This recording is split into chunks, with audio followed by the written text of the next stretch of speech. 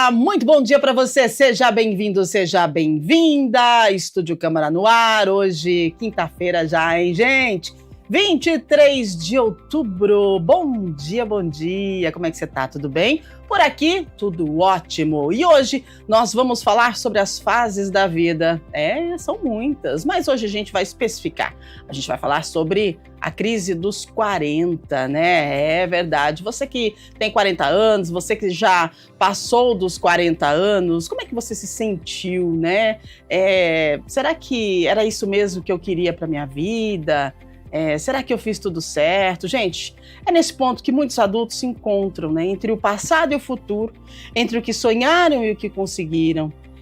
E o desafio é a gente conseguir ressignificar tudo isso e encontrar um novo sentido e propósito para a gente seguir em frente. Afinal de contas, a gente precisa seguir. Não é uma crise, uma fase que vai nos parar. E quantas fases, né, permeiam nessa nossa vida? Então, participa com a gente, manda sua mensagem através do nosso WhatsApp que já está na sua tela, 19978293776. Conta aí, você está na fase dos 40? E aí, você está na crise dos 40? Ou você nem percebeu isso e já passou, já está nos 50? Ou já é 60 a mais? Conta pra gente a sua dúvida, ou então a sua experiência, compartilha conosco. Nós estamos aqui com 2 entrevistados, daqui a pouquinho eu apresento eles para você. E olha, tem muita coisa boa para entregar hoje, hein? Vamos lá, assim como todos os programas, hoje a gente fala o que fazer quando chegar aos 40 e depois deles, né? Vamos lá então com informações, chegando para você aqui na TV Câmara Campinas. Olha, hoje a Câmara de Campinas realiza às 7 da noite a solenidade de entrega do Diploma de Mérito Médico Dr. Zeferino Vaz, em homenagem a profissionais que se destacam na área da medicina. O evento será realizado no plenário, terá transmissão ao vivo aqui pela TV Câmara Campinas e também a retransmissão simultânea no Facebook e também no YouTube da TV Câmara Campinas, tá? Você é convidado para participar, assistir. Entre os homenageados estão nomes de referência na medicina campineira, Dr. Alessandro Franjotti Chagas, ele é cardiologista, formado pela USP, ex-professor da PUC Campinas e ex-presidente da Sociedade de Cardiologia do Estado de São Paulo, Regional Campinas. Doutor atua em hospitais como Veracruz, Samaritano, Madre Teodora, e também Irmãos Penteado. Gilson Barreto é cirurgião oncológico, também será homenageado, especializado em cabeça e pescoço, autor de estudos reconhecidos e inventor de diversas patentes médicas, como drenos e equipamentos hospitalares. Então, essa homenagem será realizada hoje, em sessão solene, na Câmara de Campinas. Muito bem, vamos lá. Foi sancionada aqui em Campinas a Lei Municipal 16.813 de 2025, que institui a Semana do Climatério na cidade. Gente, essa proposta é de autoria do vereador Ailton da Farmácia e foi publicada ontem no Diário Oficial do município. A nova legislação tem como referência o dia 18 de outubro, uma data que é reconhecida pela Organização Mundial da Saúde como o Dia da Menopausa. A primeira edição da Semana do Climatério vai ocorrer, então, no ano que vem, no ano de 2026, né, sob a coordenação da Secretaria da Mulher, conforme firmado entre o parlamentar, né, autor da lei, e a secretária Alessandra Herman. O objetivo é levar informação, quebrar tabus e promover a humanização dos serviços de saúde, com foco no acolhimento e cuidado individualizado às mulheres nessa fase de transição. A lei busca romper preconceitos sobre a menstruação e o corpo feminino, incentivando o diálogo e também a equidade de gênero. A partir de agora, Campinas passa a contar com uma legislação específica para debater, conscientizar e integrar profissionais de saúde, familiares e a comunidade no cuidado e apoio às mulheres durante o climatério, perimenopausa, menopausa e pós-menopausa. Importante demais, né, essa lei, e que legal que foi sancionada pelo prefeito, que está disponível lá para você conferir em Diário Oficial da Prefeitura de Campinas. Previsão do tempo para hoje, que temos? Dia de sol, aumento de nuvens, né? Hoje tem um ventinho, mas tá mais tranquilo. Eu senti frio logo quando acordei. A mínima foi de 13, mas a máxima chega aí até os 27 graus, então tempo bom, ensolarado, algumas nuvens, tudo certo, tudo tranquilo aqui na cidade de Campinas. Muito bem, agora vamos ao nosso tema central. A gente vive uma era em que a passagem para os 40 anos, ou além deles, né, muitas vezes traz à tona aí questionamentos profundos. E se eu mudei de ideia sobre o que eu quero quando cheguei aos 40? Ixi, será que eu realizei meus sonhos? E agora, para onde é que eu vou? Como é que eu vou fazer? Quem sou? Ai, gente, para conversar sobre como a gente vai ressignificar essa vida adulta, como a gente vai encarar essas transformações com mais consciência, a gente recebe aqui a psicóloga e neuropsicóloga Daiane Sena. Seja muito bem-vinda, obrigada pela sua presença, bom dia. Bom dia para você também. Agradeço o convite de estar por aqui e eu espero também poder contribuir aí para esse tema aí, a gente tem muito para conversar.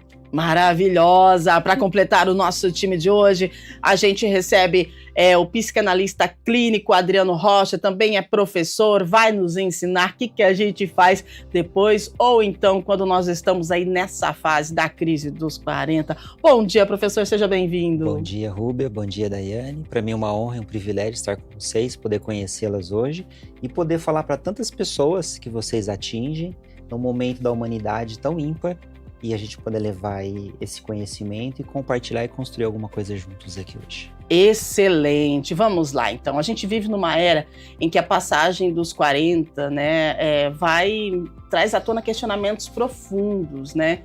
E será que eu vou realizar os sonhos, né? O que eu vou fazer? E como escreveu e cantou Raul Seixas, né? Eu devia estar contente porque eu tenho emprego, sou dito cidadão respeitável e ganho 4.000 cruzeiros por mês, né? E aí, como é que faz, né? Eu devia agradecer, mas às vezes eu estou reclamando.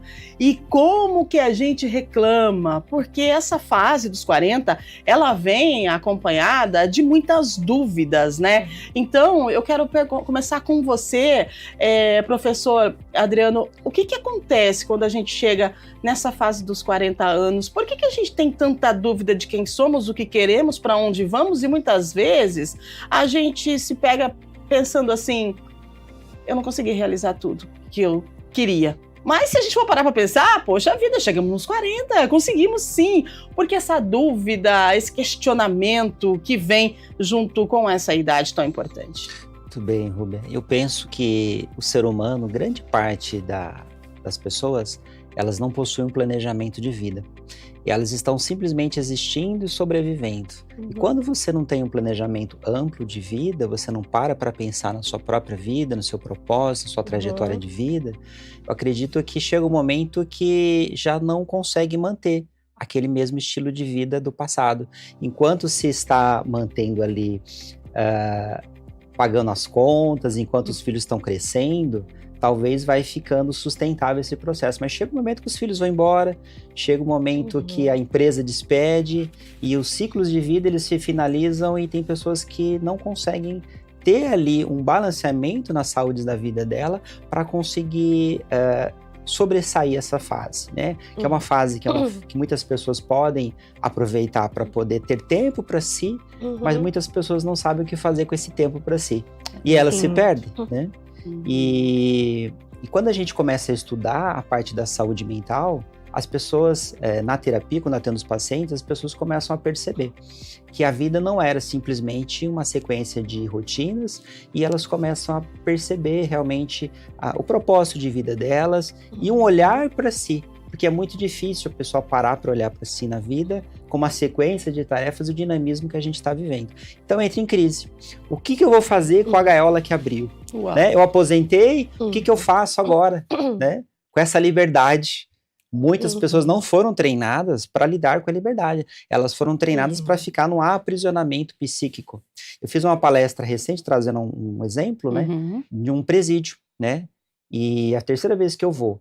E aí eu trouxe para eles, olha, talvez a maior prisão que tem não é a prisão física. Eu sei que é importante a gente ter o nosso espaço, mas é a prisão psíquica. E eu levei para eles assim, enquanto a gente não saber lidar com as nossas questões interiores, ou pelo menos encarar elas, a gente pode ir lá para fora, pode mudar de país, pode mudar de cidade, pode mudar de bairro, de casa, que a gente talvez vai sentir uma angústia tremenda. Porque a prisão psíquica, ela nos aprisiona em qualquer local. A gente pode ir para onde for, independente da idade que nós tivermos, e a gente pode sentir uma angústia muito grande. São ciclos da vida que eles vão se alternando, e se a gente não olhar para isso, né, buscar esse autoconhecimento, esse autorreconhecimento, que é objeto de pesquisa da psicanálise é mais o inconsciente, a gente vai se perder. E pode ter a idade que for, a gente vai ficar perdido. Né? Uau! Sim. Daiane, como que a psicologia traz para a gente essa questão da crise dos 40? A nossa vida, ela é cheia de fases, né? Mas a gente fala muito sobre essa crise dos 40 porque é uma fase de transição, assim, que você chegou no topo, né, da vida ali, e daí você olha para trás e olha para frente. E agora? O que a psicologia traz para a gente? Por que essa confusão, essa dúvida, esse de repente não acreditar que você é capaz e o que você fez sim tem valor? Sim, né? É muito interessante isso, porque primeiro, eu acho que o primeiro ponto que a gente pode entender é que essa crise dos 40, ela não é não é universal. Então, isso não vai para todas as nossas para todas as culturas, Sim. né? Então, isso é sentido de forma diferente em cada cultura. E eu percebo que no Brasil a gente tem muito forte essa crise, Sim. né? Então, o que pode acontecer muitas vezes é que nos 40, 50 anos, né, a gente tem um pouquinho mais de controle sobre a nossa vida, né, sobre as nossas emoções, a gente espera, né? A gente espera que tenha um pouquinho mais de controle, né?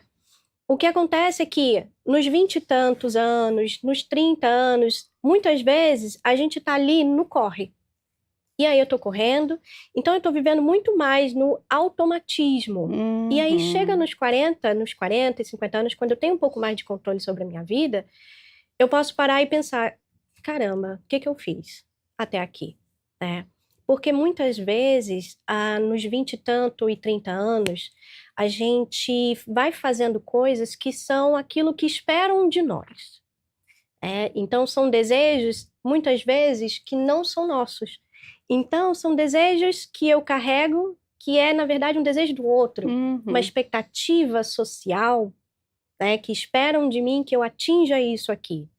E aí eu vou vivendo sem fazer essa reflexão, sem um autoconhecimento. Então, eu carrego desejos que não são meus, mas por eu não ter esse autoconhecimento, eu internalizo isso como meu.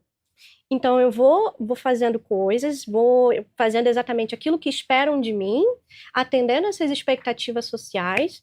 Então, chega nos meus 40 ali, nos meus 50 anos, parece que as coisas não estão fazendo mais tanto sentido, assim, porque quando eu começo a ter uma introspecção, então eu começo a perceber algumas coisas sobre a minha vida, e aí eu posso pensar, caramba, o que eu fiz até aqui? E aí esse sentimento começa a aparecer, né? Porque o nosso cérebro, neuroafetivamente falando, o nosso cérebro, ele não busca só prazer. Ele vai buscar também conexões reais, vínculos. E aí chega nesse momento da vida que o meu cérebro ele tá falando, tá bom, tem prazer aqui, eu conquistei isso e aquilo, ok. Mas e os meus afetos? Como é que estão? E os meus vínculos? E a conexão comigo mesmo, com o mundo e com o outro? E aí que entra esses questionamentos. Esses questionamentos, professor, eles nessa fase, a gente fala 40, mas pode ser 40, 50 mais, enfim. Esses questionamentos internos, eles podem ser confundidos com depressão? Sim. Podem, né? Sim, podem. A Daiane estava trazendo para nós aqui conteúdo muito bom, né? E eu queria agregar o seguinte, e como a nossa longevidade está se ampliando cada vez mais, né? E pode ser confundido, sim, Rubia. Geralmente um estado melancólico, né? Inclusive as pessoas às vezes elas querem afastar um pouco a tristeza que nos compõe. A tristeza é um momento de reflexão. A psicanálise, ela traz exatamente assim, não é sobre buscar sempre o prazer e a felicidade e a plenitude. É sobre também lidar com o desconforto. Porque se tem uma coisa que é constante na vida, e a gente tem poucas certezas na vida, né? É que a gente sempre vai lidar com as dificuldades. Ela permeia a nossa vida. E saber lidar com a tristeza e não tentar afastar ela com a ultramedicalização, por exemplo, a gente está numa sociedade que busca o prazer a todo custo. De modo que, vamos falar da tristeza. A tristeza, ela pode ser, como a Daiane trouxe, um ponto de conexão entre nós. Quando eu me vulnerabilizo, quando eu estou frágil, é quando a fraternidade, a solidariedade, ela abre caminho nas nossas vidas. E talvez a gente pode pensar como que é importante as conexões para manter a nossa saúde física, a nossa saúde espiritual, a nossa saúde mental e tantas outras saúdes, e quanto a gente está se afastando dela. Me parece que quanto mais a tecnologia ela está se acendendo, mais o fator da humanidade, as conexões, elas estão declinando. E é só olhar isso através de evidências. A nossa sociedade, ela nunca esteve tão doente, física e psicamente. E as serias doenças físicas, boa parte delas com início na questão psicológica e emocional.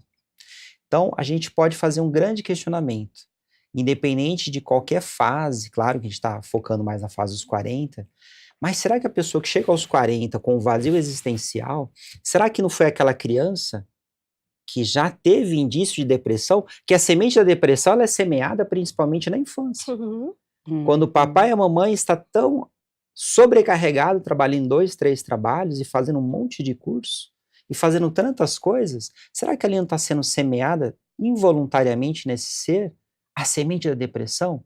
E será que essa criança depois não vai repetir um padrão com os seus, porque ela está percebendo esse modelo relacional lá da infância?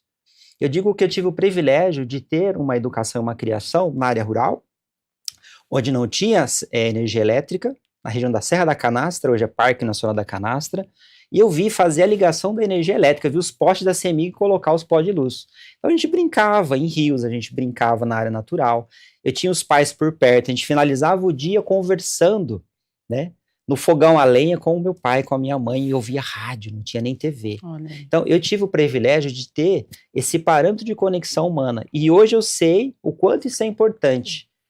E como eu tenho essa referência, eu vejo quanto a geração atual está sendo privada de algo que é transformador. A gente precisa desse referencial dos pais, para lá na frente não se perder. Né? Então eu penso que tem tudo a ver sim com a questão da depressão. Né? Esse quadro depressivo, ele é construído não só por uma pessoa, mas por um ambiente. E quando nós temos pessoas preocupadas, por exemplo, como a Rúbia, como a Daiane, com essa questão, puxa, é minoria, mas essa minoria que acende a luz da informação, a luz da transformação com esse veículo incrível que é a televisão, a internet também, e a gente consegue fazer uma transformação gigantesca. Eu acredito que grande parte hoje das pessoas, elas estão adormecidas com relação à consciência da importância da saúde mental, da saúde relacional.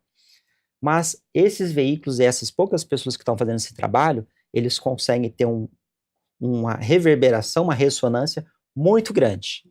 E apesar de atuar pouco tempo na área, faz só 4 anos que eu estou nessa área, eu percebo que o resultado que eu faço diretamente com a pessoa interfere na família, no sistema familiar dela, que reverbera com mais, sei lá, 10, 50 pessoas, e aquilo vai. E tem crescido muito o interesse pela área da saúde mental. Até as pessoas sendo obrigadas, né? A ter que gostar disso e pesquisar isso, né? Não verdade. Dá mais para calar os nossos sintomas, a nossa angústia da nossa alma, o nosso mundo intrapsíquico com remédio. Exato. Não está fechando a conta.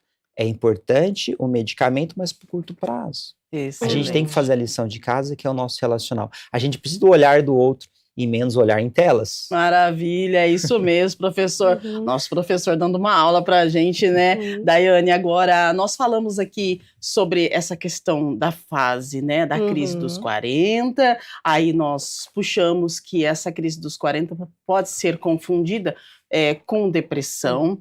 E agora vamos falar da crise dos 40 e relacionamentos. Gente, é impressionante como nós temos aí vários depoimentos de pessoas que acabam se separando após os 40 anos e relatam essa crise no relacionamento e a separação por conta de ter chegado aos 40. Tipo assim, quantas vezes eu já ouvi, cheguei aos 40 anos, agora eu não quero mais passar pelo que eu passei. Então, daqui para frente, eu sou outra pessoa. Realmente isso acontece? O que a psicologia traz referente a essa... tanto a interrogação que fica quando você chega na fase dos 40, tanto aquela vontade de voar que você tem e largar tudo para trás e cheguei nos 40, ninguém me segura, né? Dizem que tem a fase da loba, da mulher e tal, aí depois dos 40 também já vem a menopausa, aí você acaba com tudo, mas vamos lá, Daiane, explica pra gente toda essa transição referente a relacionamentos. Sim, né? É muito interessante, realmente, só acaba acontecendo, né? Algo que a gente vê muito aqui na cultura, né, do brasileiro. Uhum. E como eu trouxe, né, a neurociência vai trazer aí que o nosso cérebro ele não busca apenas prazer, né? Então ele vai buscar também conexões, Sim. conexões reais, vínculos, né, afetos. Então, pode ser que o que acontece que chega nessa fase da vida nos 40 e tantos anos, mas isso também não é um número exato, isso pode ocorrer Uhum. antes, pode ocorrer depois, Sim. né? Mas o que acontece é que a gente faz uma revisão ali, né? E aí a gente vai entendendo como que está esse meu vínculo. Esse meu vínculo, como que ele foi construído, né? Ele foi construído baseado no quê? Em quê? Então, quando eu tenho, né, nos 40 e 50 anos, ali mais ou menos, eu tenho um pouco mais de controle na minha vida, eu consigo, então, perceber algumas coisas que antes eu não percebia. Talvez para novamente cumprir uma expectativa social, né? Então, ficar nesta relação, eu estou cumprindo uma expectativa social, aquele casamento para sempre, né? E que a minha família, todo mundo ama, aquela coisa toda, mas que na verdade eu não me sinto tão feliz e tão bem assim dentro dessa relação. Então, meu cérebro ali, ele tá me jogando sinais e o meu corpo vai sentindo que talvez aquilo não me caiba mais. Talvez aquilo dali não faça mais tanto sentido assim, porque Perfeito. o que eu estou buscando hoje já não é mais essa correria, é algo realmente verdadeiro, é algo que me traz um sentido. E aí eu percebo no outro, né, que talvez também tenha muito das nossas expectativas sobre o outro, né?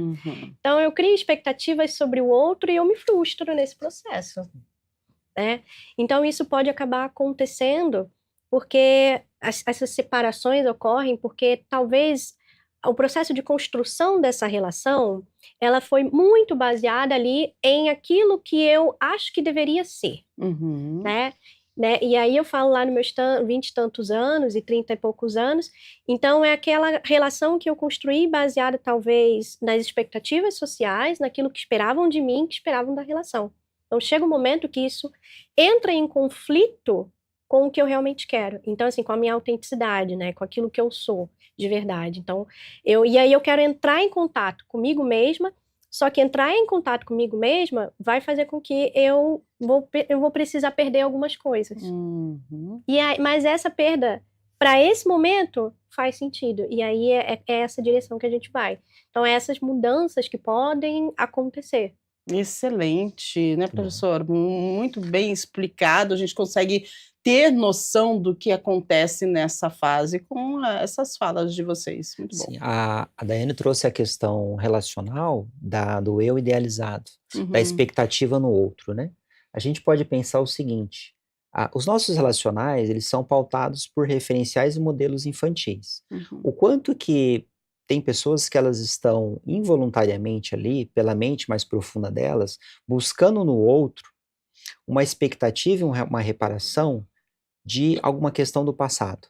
Então, por exemplo, na psicanálise a gente tem uma conceituação que é o complexo de Édipo, em que a gente vai muitas vezes buscar no nosso companheiro ou companheira questões e características que têm ligação com o nosso papai e nossa mamãe do passado.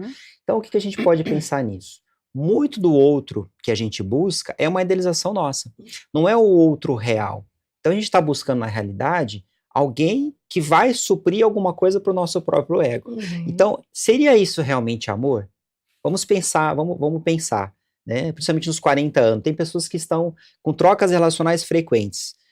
Termina um ciclo, começa outro, entra outro relacionamento, e aí? Será que essa busca é uma busca mítica? Em que eu estou pegando no outro, na realidade, algo que eu nunca vou encontrar, porque na realidade estou buscando um reparo mais profundo com uma questão que eu tenho com meu pai e com a minha mãe. Então aí entra a psicoterapia. Eu vou ter que fazer na realidade uma viagem aí na minha infância, eu vou ter que fazer uma busca, um entendimento para que eu pare de transferir, para que eu pare de deslocar, para que eu pare de projetar questões minhas no outro. Isso é um ciclo sem fim. Eu trago aquela metáfora do cachorro, né? Que ele fica correndo em volta do próprio rabo ali, isso não termina nunca, isso cansa.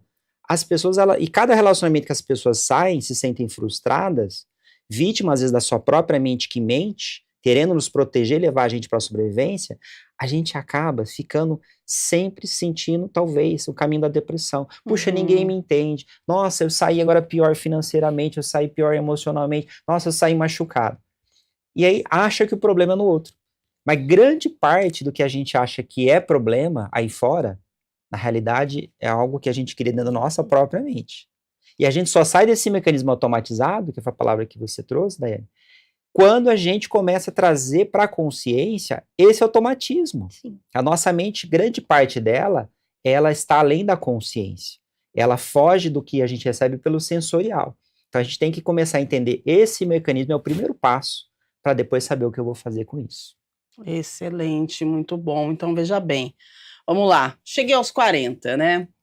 Um ponto de interrogação e uma vontade de voar. E aí os conflitos, né, que eu vou criando na minha própria cabeça. Relacionamento pode ser que termine nesse momento. Ok, e agora eu vou voar. Mas vou voar para onde? Eu preciso de um autoconhecimento, porque nessa fase, pelo que vocês falaram, nós estamos, de repente, num ponto máximo de entendimento sobre o que somos, o que queremos, para onde vamos. Mas se eu não tenho autoconhecimento, eu não vou saber disso. Detalhe. E aí vem a transição de carreira também. Gente, se percebe quanta coisa? Olha só. E a transição de carreira? Quando eu estou na fase dos 40, ou 40 mais, ou 50 mais, a partir dos 40 anos, eu tenho aí uma dúvida. Eu estudei, eu fiz faculdade, eu me dediquei 20 anos em uma profissão, mas eu olho para trás e vejo, não é o que eu queria. Não estou satisfeita.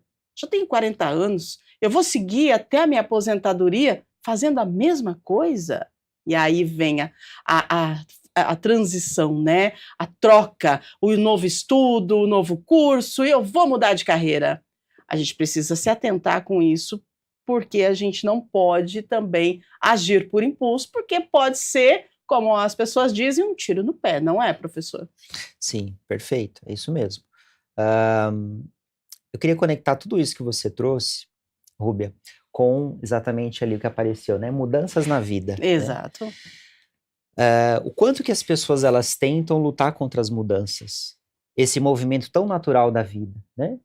Então, a gente pode pensar o seguinte, essa crise que advém dessas mudanças, com expectativa de vida no Brasil ali, né? Partindo há mais de 70 anos. Então, quem está nos 40 ainda, gente, tem muito chão. Tem muito chão, se acalme. E a medicina está avançando rapidamente, com inteligência artificial. Aí tem muita coisa que está por vir. É verdade. Né?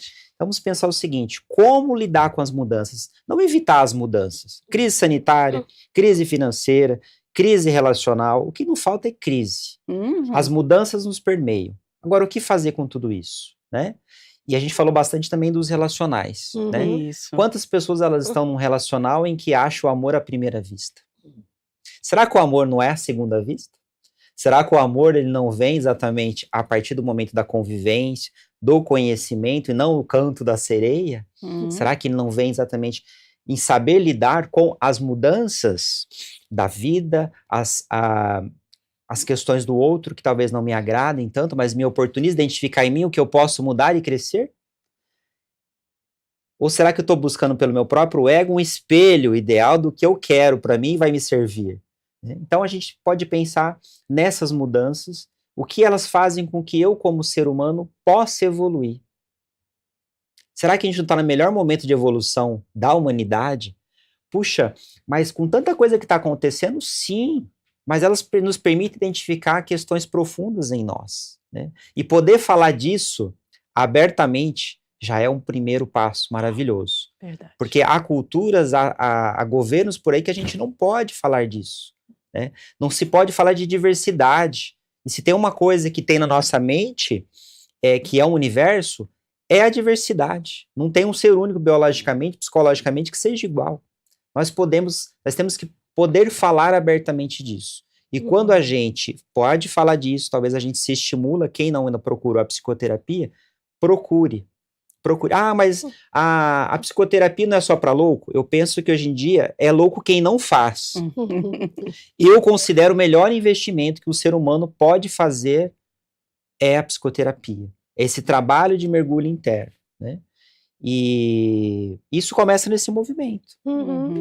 Sim, e eu gostaria de Por favor, complementar que, para além disso, né, então assim, as mudanças da vida adulta, né, tem um filósofo e neuropsiquiatra, o Viktor Frankl. Perfeito. Ele traz assim, para ele, eu vou trazer aqui 4 fatores, né, então para ele é importante. Então, ele vai trazer 4 fatores que nos levam aí a uma direção para darmos um sentido para a nossa vida. Então, um desses fatores, né, é a valorização do que é importante para a pessoa. Então, tudo bem, eu quero mudar, eu estou sentindo essa necessidade, mas que tenhamos consciência dessas mudanças. Então, assim, que a gente possa fazer um trabalho interno para eu entender que mudança é essa que eu estou buscando, né? Essa mudança, né, um desejo meu, real, ali, é um desejo do outro, tudo bem, às vezes o nosso desejo esbarra no desejo do outro, né? Mas eu sou autora daquele meu desejo ali, né? Eu me aproprio daquilo ali. Então, ele fala sobre a valorização dos fatores, a valorização do que é importante para a pessoa. Então, aquilo que é importante para mim e aquilo que foi importante para mim, mesmo os grandes e pequenos eventos da minha vida. Então, quais são os significados que eu dei para os eventos que me ocorreram? Qual era a importância desses eventos que me ocorreram? Então, entender, e hoje, o que importa para mim? O que realmente é importante? Aquilo que era importante lá nos meus 20 tantinhos anos, continua sendo importante ou isso mudou? Então, ele vai trazer que é a gente entender o que é importante, o que me importa hoje, né? E isso nos ajuda nesse processo. Um outro fator também são as escolhas, né? Então, nós somos responsáveis por todas as escolhas que a gente faz. Então, ter essa consciência, né? Então, por isso ele fala muito sobre esse trabalho interno, né? Então, eu ter essa consciência para que eu possa escolher de forma mais autêntica ali possível. Então, as minhas escolhas também, né? O que eu quero para mim? Essa escolha realmente é minha, né? É do outro? Como que tá?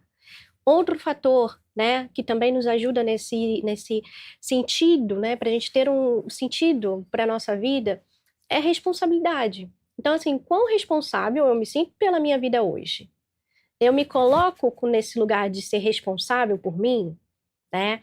Pelos eventos ali que me ocorreram, claro, eu não estou falando de controle, né? A gente não controla tudo.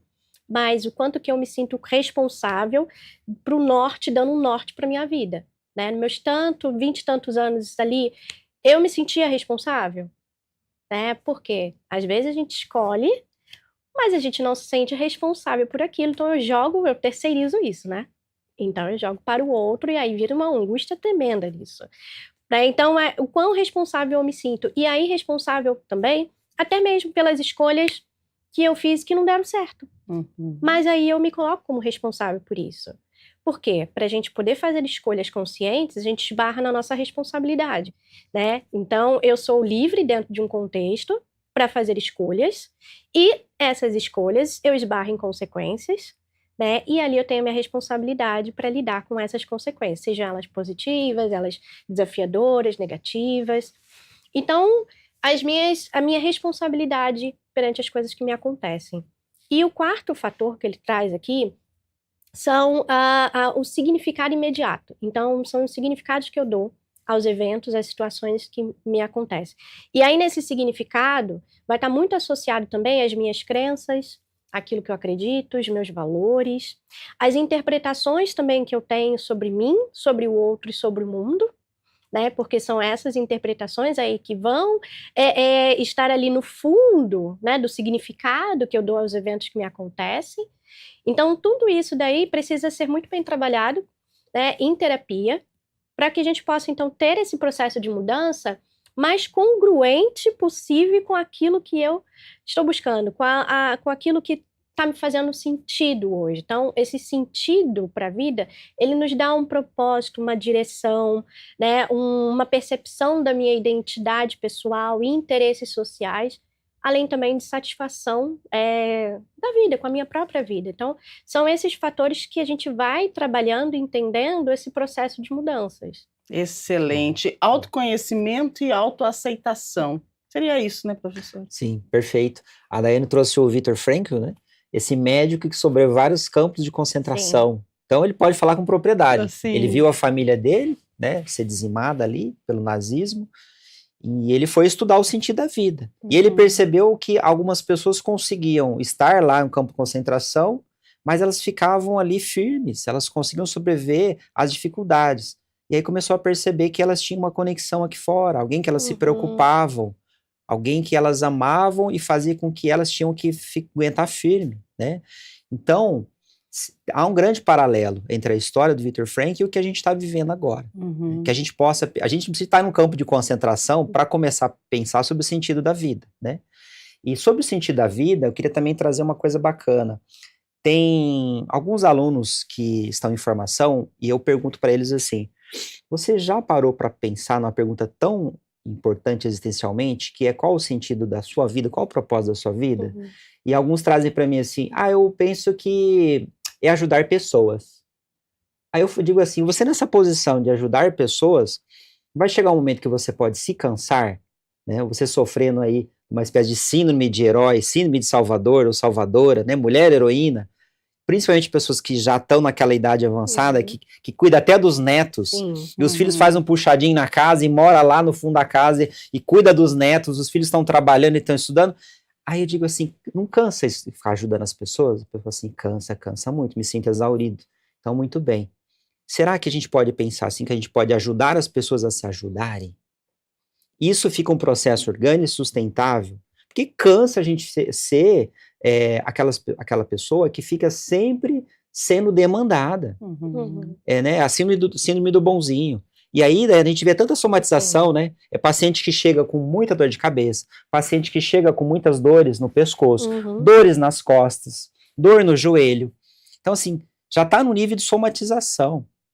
Vamos pensar exatamente nessa busca pelo autoconhecimento para a gente conseguir chegar a esses parâmetros para tomar melhores decisões, né? Muito bem, gente. Que aula estamos tendo aqui hoje com vocês, né? Fico super feliz, uma entrega magnífica. Agora 8 horas e 42 minutinhos, daqui a pouquinho a gente já começa a colocar no ar as perguntas. Sobre a transição de carreira, professor, qual que é a avaliação que o senhor faz referente a esse momento em que a pessoa se pega pensando, né? Saio, troco ou não troco, vou continuar fazendo o que eu iniciei, o que eu aprendi lá na faculdade, o que eu comecei, e que eu fiz toda a minha vida até os 40 anos, na mesma profissão, e agora eu vou trocar. E aí, o que a gente faz quando vem essa dúvida? A gente troca, a gente não troca, ou a gente vai aos poucos? Qual que é? Porque tem uma interrogação aí, não tem como negar. O mercado de trabalho, devido à longevidade, as pessoas cada vez mais elas estão trabalhando mais, né? E aí eu conheço algumas pessoas que já estão aí na terceira idade e continuam trabalhando. E aí, essa resposta é uma resposta muito subjetiva, muito singular. Né? A gente pode pensar assim, quais as pulsões de vida, é um conceito da psicanálise, que faz com que esse sujeito sinta-se que ele está vivendo. Sim.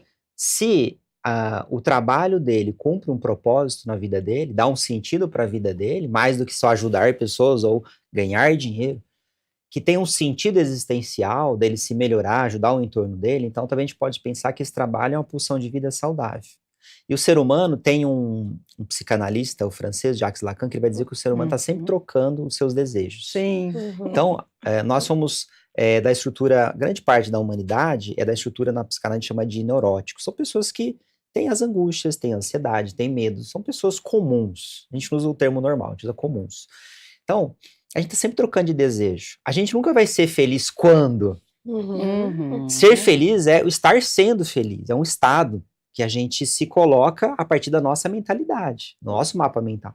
Então, não existe essa utopia, eu vou ser feliz quando eu tiver o emprego dos sonhos, quando eu estiver numa empresa grande, quando eu estiver numa casa grande, quando eu tiver a família grande. Isso é uma utopia. O ser humano ele vai estar sempre, igual o cachorro lá, atrás do próprio rabo, ele vai estar numa busca infinita. A gente vai embora da Terra com angústias e buscas.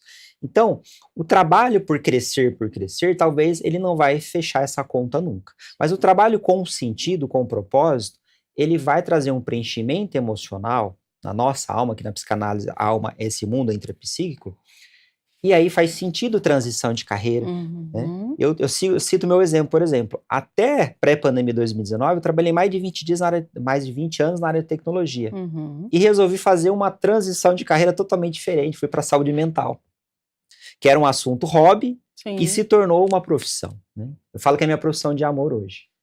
Então, para cada pessoa, ela tem que se questionar e se perceber, aí entra novamente a psicoterapia, para que ela veja o que faça sentido para ela. Uhum. Não é o que o outro quer que você faça, que a Daiane trouxe muito bem também, mas o que faz sentido para mim. Eu digo assim, a gente só tem uma vida. Sim. A gente chegou nesse mundo, banguelo, nu, não sabia fazer nada, dependente da mamãe, Uhum. não escolher a primeira roupinha, e a gente vai embora desse mundo? Mesma coisa. Exato. A gente não vai escolher a última roupa, vai nas mãos de um desconhecido. Então, assim, a vida é uma jornada única, de evolução própria. A gente tem que entender esse nosso sentido. Eu penso que o universo não vai gastar energia colocando, por exemplo, a minha vida aqui, gastar energia simplesmente para eu ficar pagando boleto e sobrevivendo. Tem que ter algo mais, né? Uhum. E aí, puxa, professor, mas você está falando talvez de uma transcendência espiritual? Se fizer sentido para você, tudo bem. Uhum. É uma jornada única.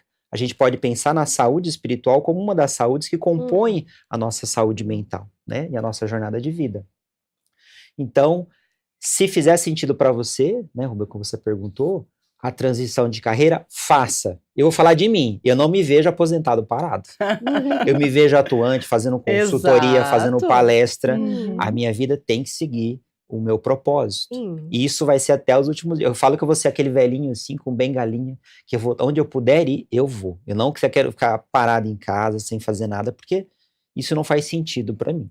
Muito bom, né? A gente costuma falar que a vida é movimento, né? Então, isso é bom demais, gente. E bom também é saber que o pessoal está aí participando com a gente e nós temos perguntas. E agora já são 8 horas e 46 minutos, não falei para vocês? A gente fica conversando aqui, falando de coisas importantes e desenhando, né, um caminho mais leve para a gente tentar seguir, gente. Que bom, quanta entrega maravilhosa. Ô, produção, pode colocar na tela para a gente, por favor, a primeira pergunta. Vamos, então, com as perguntas para os nossos convidados aqui. A Isabela Mourão, do Cambuí.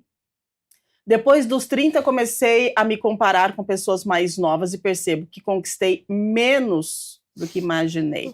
Como lidar com essa sensação de atraso na vida? Ô, Isa! Vamos lá, Daiane. Ajuda a Isa aí, responde ela, por favor. Olha, é muito interessante a pergunta, né? Então, como você mesma trouxe, né? Que depois dos 30, você começou a se comparar com pessoas mais novas e conquistou menos do que você imaginou.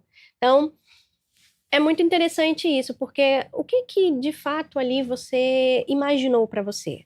Essa imaginação, né? Então, assim, eu cheguei nos meus 39 anos, 38 anos, e aí eu não tive uma casa, não comprei uma casa, não comprei um carro, não... Então a gente está falando aqui de algo que é seu realmente, isso é uma expectativa sua, isso é aquilo que você imaginou genuinamente seu, ou isso que é o que você acha que precisa nessa idade ter conquistado, e a partir disso não tem mais nada para fazer. Né? Então, eu não consigo conquistar mais nada. Depois dos 40, se eu não conquistei até hoje, se eu não fiz até agora, eu não faço mais. Mas, gente, como o Adriano mesmo trouxe, a expectativa de vida hoje do brasileiro está muito maior. Então, a gente tem muito tempo para conquistar, para a gente ter essas conexões. Só que eu preciso entender, né, que o outro é um outro. E esse outro não tem a mesma realidade que eu. São realidades diferentes. E aí o que acontece é que há um conflito. O meu cérebro ele entra em conflito com aquilo que é idealizado com a minha realidade. E aquilo que é idealizado, muitas vezes, não faz nem parte da minha realidade, não é nem algo que eu quero. Mas aí eu vejo nas redes sociais, né, aquela pessoa que com 30 anos comprou uma casa na beira da praia e tem 2 carros e 3 filhos.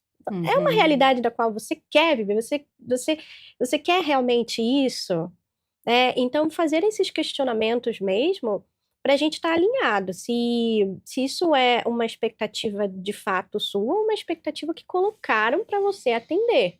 Exatamente. Ou se está seguindo uma linha cultural que nós temos, né, do Brasil, de com tantos anos você entra na faculdade, daí você se casa, você compra uma casa, você compra um carro, você tem filhos. Quem diz que tem que ser assim? Cada um tem o seu tempo, né? E cada um tem o seu jeito de desenvolver a vida. A gente precisa se atentar com essa questão da comparação, porque isso não é bom. A gente fala sempre aqui no programa sobre a comparação. Você é você, o outro é o outro. E tá tudo bem. Agora, faltando 10 minutinhos para as 9, vamos com mais uma perguntinha, então, pra gente. Vai lá, produção, pode colocar. Eduardo Ramos, do Jardim Chapadão. Sinto que a rotina me engoliu. Trabalho, contas e obrigação me deixam sem tempo para mim. Como voltar a me conectar com quem eu era antes? Ô, Eduardo, professor, é contigo. Ok, muito bem. Eduardo Ramos, obrigado pela sua pergunta. A Isabela também, que mandou anteriormente, obrigado. Aqui está falando sobre rotina, né? E ali faz uma comparação com o que eu era antes. Então. Muito bem. A gente pode pensar, né? Como que no nosso movimento de vida, que a Rúbia trouxe muito bem, a gente está sempre se transformando o tempo todo. Sim. Então, o outro de antes nunca vai ser o outro de hoje. Então, comparar, né, com o outro, comparar até com a minha versão anterior, talvez realmente a gente vai chegar a conclusão nenhuma. A gente está evoluindo e está se movimentando o tempo todo. E saber lidar com essa mudança constante e não tentar controlar ela, talvez nos alinha muito mais com o movimento da vida, né? E se a rotina me engoliu, a gente pode pensar o seguinte: em que momento que eu deixei a minha vida virar uma rotina e não uma experiência única e incrível, uma jornada maravilhosa, em que eu cuido de várias áreas diferentes para que quando uma área não está legal, eu consiga ter uma outra área que consiga ter um pilar forte também na minha vida, né? E todo esse preenchimento, toda a pergunta da Isabela Mourão, como do Eduardo Ramos, eu queria fazer um questionamento para vocês. A psicanálise era muito disruptiva e questionadora, né?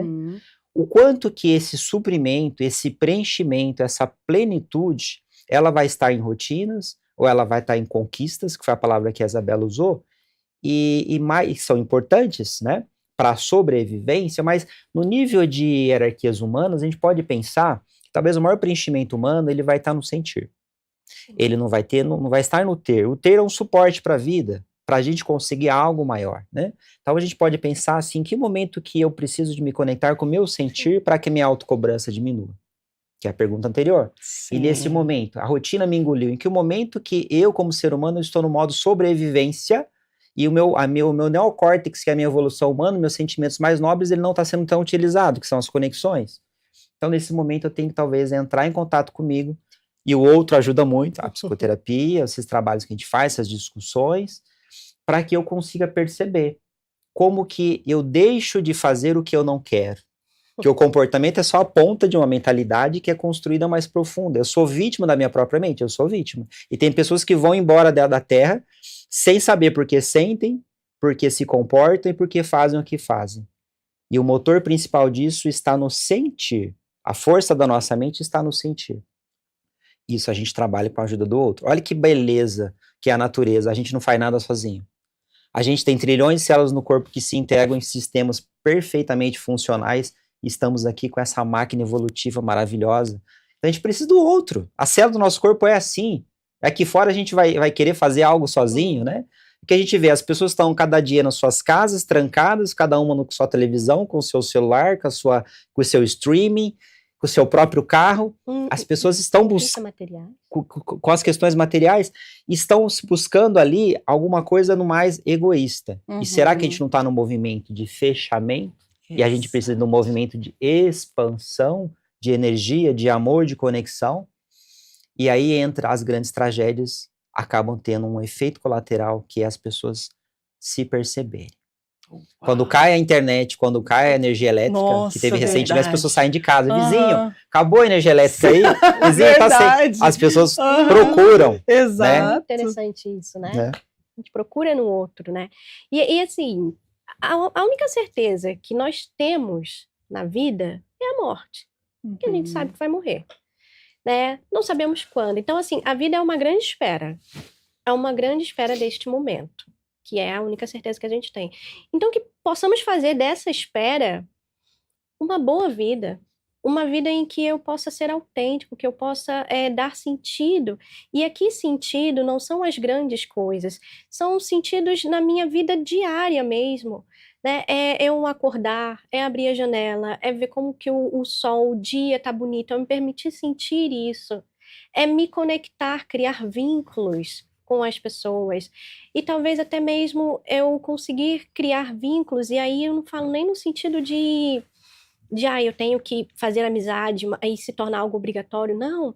Mas eu posso ajudar as pessoas, eu posso estar em ambientes em que, por exemplo, ser voluntária, eu posso fazer da minha existência uma boa existência para mim e para o outro também. Então isso vai dando sentido, isso vai suprindo também ali as minhas necessidades de autenticidade, de vínculo, de segurança, de afeto, de apego, que tudo isso é que nos norteiam também para uma vida satisfatória e que muitas vezes, infelizmente, isso acaba se perdendo nessa vida tão automatizada, em que eu vivo sem me perceber, sabe? Eu só vivo por ali, sobrevivo, na verdade, essa palavra. Eu estou somente sobrevivendo e não vivendo. Eu costumo falar assim que às vezes a gente parece um ratinho correndo na rodinha, sabe? Sim. E uma hora a gente vai cair. Entendeu? E vai ter que ter aqui alguém que vinha ali pegar a gente, colocar de volta, mas a gente vai continuar correndo. E tipo, correndo para onde? Para quê? Qual o sentido? Né? Então a gente precisa assim encontrar o sentido da vida. E quando você fala de viver assim com plenitude, com abundância, sabe o que, gente? É comemorar as pequenas conquistas. Né? Eu super comemoro quando termina o programa, porque para mim eu levantei, eu acordei, eu consegui chegar até aqui, colocamos o programa no ar, tem uma equipe massa por trás disso, tá todo mundo conectado, as pessoas em casa estão assistindo, vocês estão entregando, uau, terminou, 9 horas da manhã, comemorando a conquista, sabe? Aí a partir daqui, vamos lá, tem mais uma matéria para fazer, tem todo o processo, terminei, uau, conquista, cheguei em casa, conquista, jantei, conquista, fui pra academia, conquista. Você começa a ver sentido na vida, você começa a ver sentido nas coisas, né? Então a gente precisa se atentar a tudo que acontece durante o nosso dia. Às vezes a gente se apega muito em coisas materiais, pô, legal ter uma casa, legal ter um carro, mas a gente vai embora e fica tudo aí.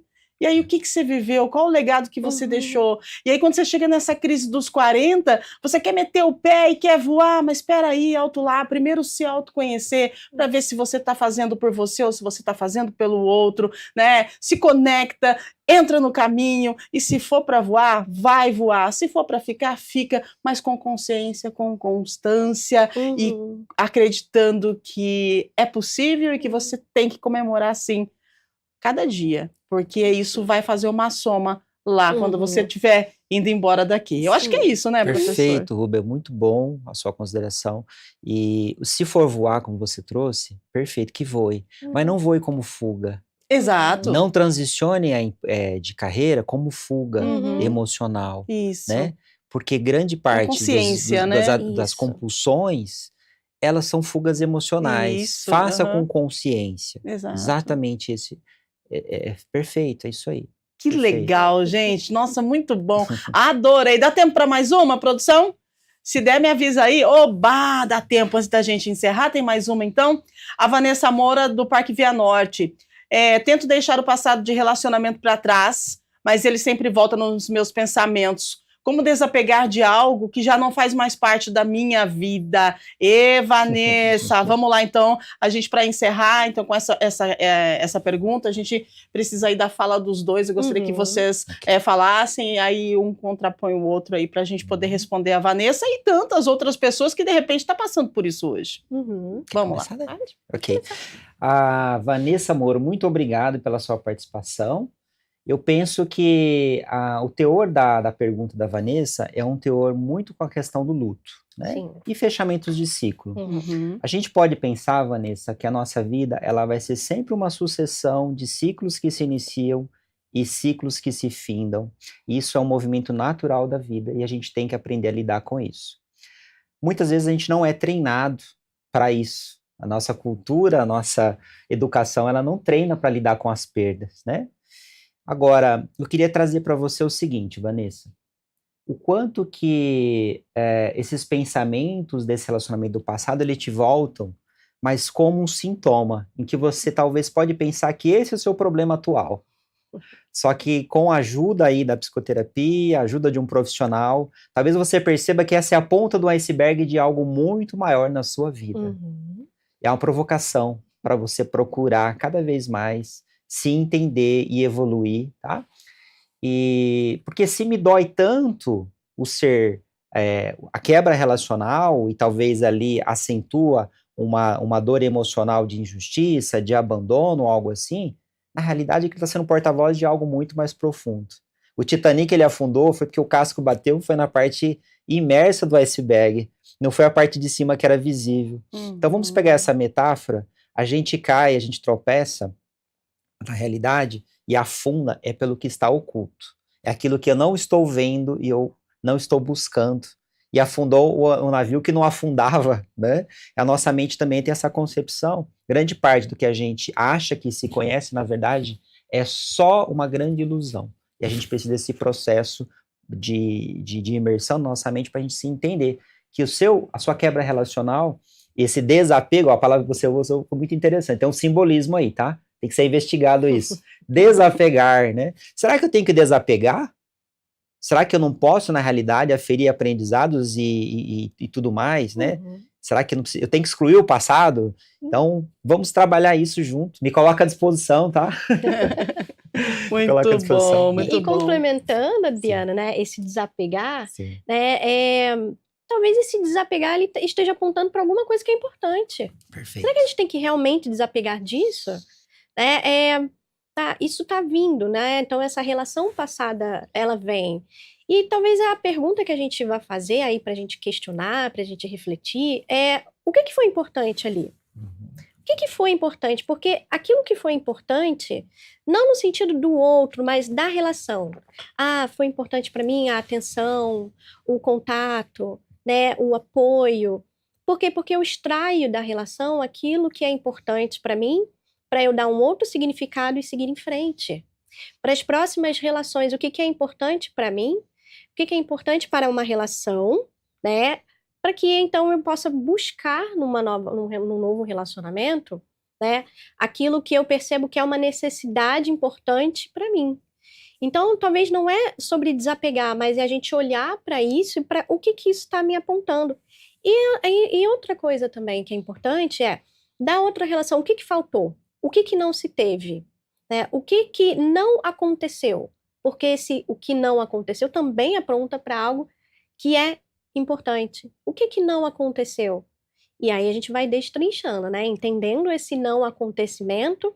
Por quê? Porque isso também nos ajuda a olhar para o hoje e como que daqui para frente eu posso lidar com isso, eu posso ter melhores relacionamentos, né? Ou eu posso criar vínculos e entender quais são as minhas necessidades, como que eu passo isso para o outro, como também eu recebo a necessidade do outro, e a gente vai fazendo esses ajustamentos. Então, não é sobre talvez esse desapegar, mas a gente entender o que realmente importa para você. Uau! Daiane Sena e Adriano Rocha. Que dupla!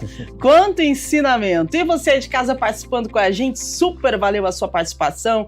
E assim, gente, as crises de transição não são o fim de um capítulo, não. São convites para recomeçar de um jeito mais consciente, ressignificar a vida, encontrar um novo sentido, mesmo nas incertezas, né? E que cada fase seja a oportunidade de reencontro com quem somos de verdade. A gente agradece muito a troca, o ensinamento, o conhecimento dos nossos convidados. Daiane, considerações finais? Nossa, gente, esperadora. E todos os programas o conteúdo é muito bom e vocês entregaram magnificamente tanta coisa boa. Gratidão. Gratidão também. Obrigada pela oportunidade. Foi um prazer conhecer você também, Adriano. Né? Foi uma troca muito interessante, muito bacana.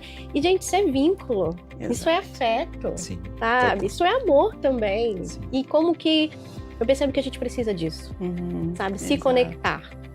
Muito bem, obrigado. Exatamente. Adriano, por favor, professor, fique à vontade, obrigada pela sua participação e pelos ensinamentos dessa manhã. Eu que agradeço, Fúbia. Obrigada, Yane, pelo momento. A vida é feita desses momentos, né?